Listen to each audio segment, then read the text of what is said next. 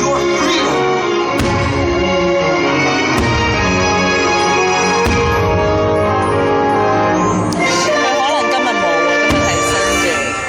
Saturday 先有。 Tonight we're going to share a I don't wonderful know. We'll see. dream come true together.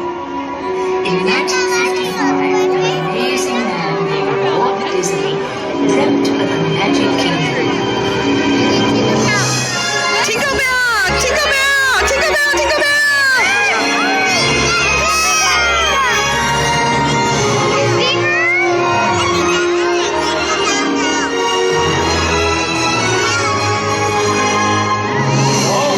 See Jingle bell?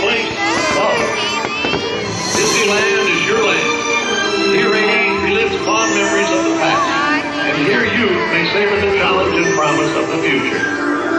Disneyland is dedicated to the ideals, the dreams, and the hard facts that have created America. With the hope that it will be a source of joy and inspiration to all the world.